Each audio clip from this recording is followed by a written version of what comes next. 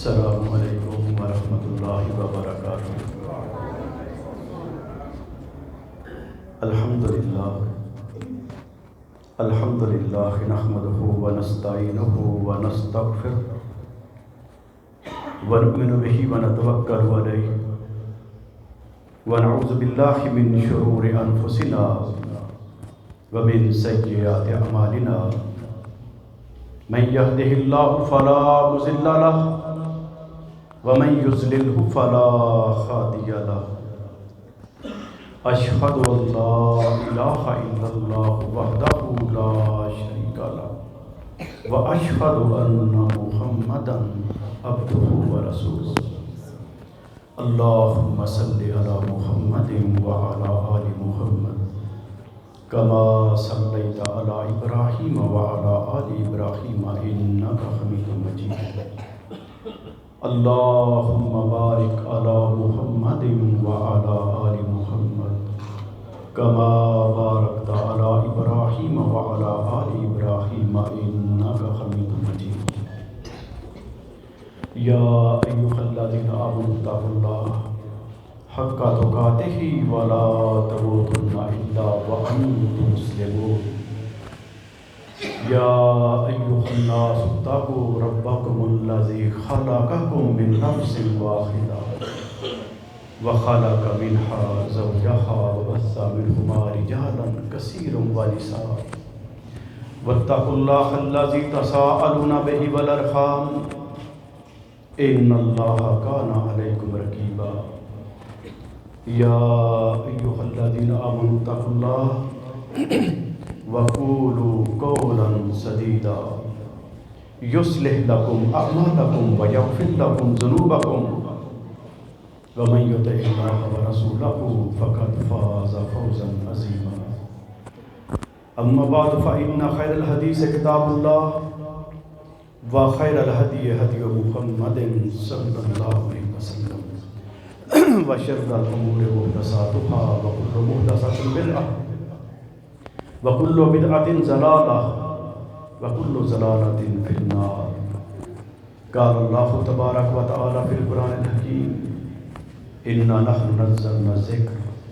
وإنا له لحافظون۔ ہر قسم کی حمد و ثنا اللہ رب العالمین کے لیے جو پوری کائنات کا اکیلا ہی خالق، رازق اور مالک ہے۔ درود و سلام نبی مکرم جناب محمد رسول اللہ صلی اللہ علیہ وسلم کی ذات اقدس پر جو بہترین اسوہ حسنہ ہے۔ حضرات ذی وقار و معزز سامعات، آج کا یہ پروگرام صراط الجنہ اسلامک سینٹر کے زیر اہتمام دوسری سالانہ قرآن کانفرنس کے عنوان سے منعقد کیا جا رہا ہے۔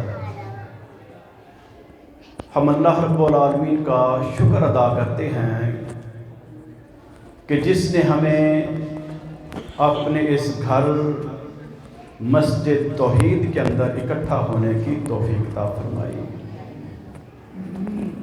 ہم اپنے ان تمام احباب کے لیے اللہ سے دعا کرتے ہیں کہ جنہوں نے اس مسجد اور اس مدرسہ کی بنیاد رکھی اور تعمیر و ترقی کے لیے، آباد کاری کے لیے جو وقت پیش کرتے ہیں، مال پیش کرتے ہیں، صلاحیتیں پیش کرتے ہیں، دعائیں کرتے ہیں، اس کے لیے جو بھی تعاون کرتے ہیں، اللہ رب العالمین سب کی محنتیں، مشقتیں اپنی بارگاہ میں قبول و منظور فرما لے۔ قرآن حکیم میں اللہ نے فرمایا کہ اس قرآن کو ہم نے خود نازل فرمایا ہے اور ہم ہی اس کی حفاظت کریں گے۔ آج ہم معاشرہ میں دیکھتے ہیں بے شمار افراد ہیں جو قرآن کریم کو ناظرہ پڑھ رہے ہیں، اور بہت زیادہ وہ ہیں خوش نصیب جو قرآن کریم ناظرہ پڑھا رہے ہیں۔ کچھ اس سے بھی مزید آگے بڑھ کے قرآن کریم کو اپنے سینوں میں محفوظ کر رہے ہیں، اور وہ خوش نصیب اساتذہ کرام جو یہ حفظ کروا رہے ہیں۔ پھر اس قرآن کو مزید احسن انداز سے پڑھنے کے لیے باقاعدہ طور پہ تجوید کو وہ سیکھا اور سکھایا جا رہا ہے، اور جو بڑے بڑے علماء کرام ہیں وہ اللہ کے اس قرآن کی تفسیر کر رہے ہیں۔ ہر طریقے سے اللہ رب العالمین اپنے اس قرآن کو محفوظ کر رہا ہے، کروا رہا ہے۔ اس محفوظ کرنے کے اندر جتنے بھی افراد شامل ہیں یہ سارے ہی خوش نصیب ہیں۔ ہم دعا کرتے ہیں کہ اللہ رب العالمین ہمیں مزید اس کی توفیق عطا فرمائے۔ دنیا میں بے شمار کتابیں ہیں جو پڑھی جاتی ہیں، لکھی جاتی ہیں، سمجھی جاتی ہیں، سمجھائی جاتی ہیں، ان کے بھی فوائد ہیں اپنی اپنی جگہ پہ، لیکن قرآن کریم ایسی عظیم کتاب ہے کہ اس کا ایک حرف پڑھنے پہ، لفظ نہیں، ایک حرف پڑھنے پہ 10 نیکیاں ہیں۔ اور پیارے پیغمبر علیہ السلام نے وضاحت فرمائی کہ الف لام میم یہ ایک نہیں ہے، یہ 3 حروف ہیں۔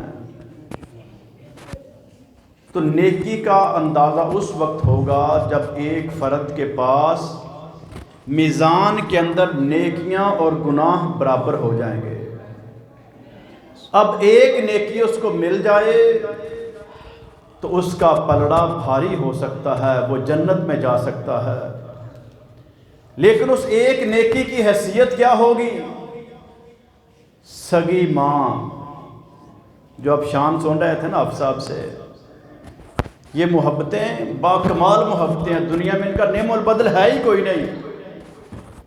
لیکن وہاں پر ایک نیکی کی کیفیت کیا ہوگی؟ ماں اپنے بیٹے کو یا بیٹی کو ایک نیکی دینے کے لیے تیار نہیں ہوگی، نفسا نفسی کی کیفیت ہوگی، معاملہ اپنا اپنا الجھا ہوا ہوگا۔ بڑے بڑے جو دنیا میں تھے وہاں پر وہ بھی عجب کیفیت میں ہوں گے کہ پتہ نہیں بنے گا کیا۔ وہاں پر احساس ہوگا کہ اس ایک نیکی کی حیثیت کیا ہے، اور آج ایک حرف پڑھنے پہ ایک نہیں، جتنی خلوص نیت کے ساتھ اس حرف کی ادائیگی ہوگی اتنی ہی زیادہ نیکیاں بڑھتی چلی جائیں گی، کیونکہ اللہ رب العالمین کے خزانوں میں نیکیوں کی کمی نہیں ہے۔